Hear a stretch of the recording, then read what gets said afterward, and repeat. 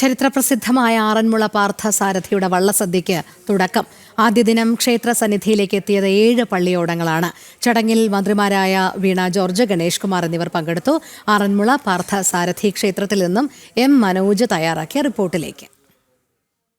പ്രസിദ്ധമായ ആറന്മുള പാർത്ഥസാരഥി ക്ഷേത്രത്തിൽ വള്ളസദ്യയ്ക്ക് തുടക്കമായിരിക്കുകയാണ്. ഇനിയുള്ള 80 ദിവസം ആറന്മുളക്കാർക്ക് ഉത്സവമാണ്. എന്തായാലും അതിന്റെ ഉദ്ഘാടനം നിർവഹിച്ചിരിക്കുന്നത് ഗതാഗത മന്ത്രിയാണ്. അദ്ദേഹവും ഈ ഒരു വള്ളസദ്യയുടെ ഭാഗമാകുകയാണ്. എന്തായാലും ഇത് എത്രാമത്തെ തവണയാണ് വള്ളസദ്യയുടെ ഭാഗമാകുന്നത്? ഞാൻ നേരത്തെ വന്നിട്ടുണ്ട്. വള്ളസദ്യ ഉദ്ഘാടനം ഞാൻ വന്നു, കഴിക്കുന്ന ആദ്യമായിട്ടാണ്. എങ്ങനെയുണ്ട്? കഴിച്ചു നോക്കി ഗംഭീരം. തൃപ്തിയോടെ പോകണമെന്നാണ് ഭഗവാൻ പറയുന്നത്. തൃപ്തിയോടെ കഴിച്ചിട്ട് പോകണമെന്നാണ് ഭഗവാന്റെ സങ്കല്പം. തൃപ്തിയോടെ കഴിച്ചിട്ട് പോകാം. തീർച്ചയായും. അതോടൊപ്പം തന്നെ ആരോഗ്യമന്ത്രി ഇവിടെ ഉണ്ട്. ആരോഗ്യമന്ത്രിയും ഈ ഒരു വള്ളസദ്യയുടെ ഭാഗമാകുകയാണ്. ആദ്യമായിട്ടാണോ? എന്റെ നാടാണിത്.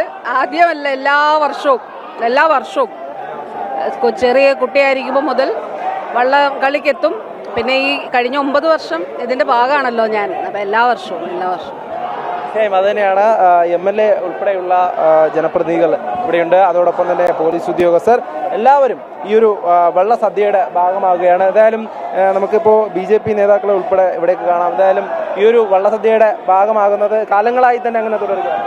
തീർച്ചയായിട്ടും ആറന്മുള വള്ളസദ്യ ഈ പ്രദേശത്തെ മധ്യ തിരുവിതാംകൂറിലെ മാത്രമല്ല, ഇന്ന് ലോകത്തിലെ തന്നെ ഹിന്ദു വിശ്വാസികളുടെ ഏറ്റവും പ്രധാനപ്പെട്ട വഴിപാടായി മാറിയിരിക്കുന്നു.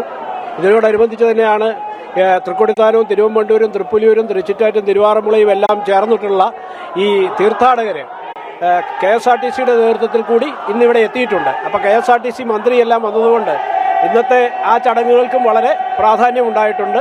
ഈ ചടങ്ങുകൾക്കെല്ലാം എല്ലാവിധ ആശംസകളും അർപ്പിക്കും. തീർച്ചയായും അത് തന്നെയാണ് നമുക്കിവിടെ ദൃശ്യങ്ങളിലൊക്കെ കാണാൻ സാധിക്കും. അങ്ങനെ ഓരോരുത്തരും വള്ളസദ്യയുടെ ഭാഗമാകുമ്പോൾ അവിടെ വഞ്ചിപ്പാട്ടിന്റെ താളത്തിൽ ഓരോ വിഭവങ്ങളും അവിടെ ചോദിച്ചു വാങ്ങുകയാണ്.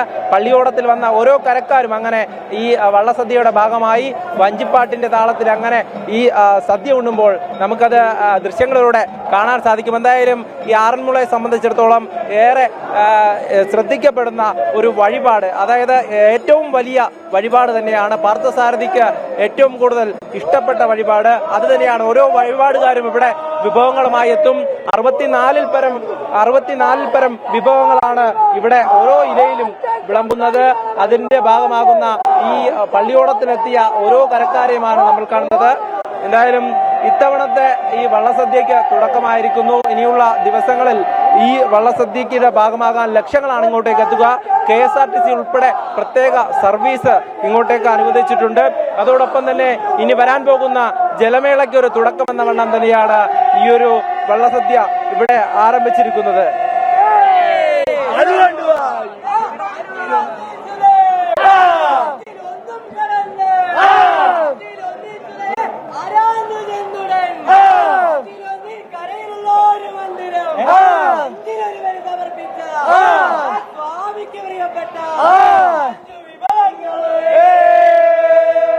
തീർച്ചയായും ഈ ഒരു വള്ളസദ്യ അതൊരു അനുഭവം തന്നെയാണ്. ഓരോരുത്തരും അറിയേണ്ടത് തന്നെയാണ്. ബിജു പരൂരിനൊപ്പം എം മനോജ്, ജനം, പത്തനംതിട്ട.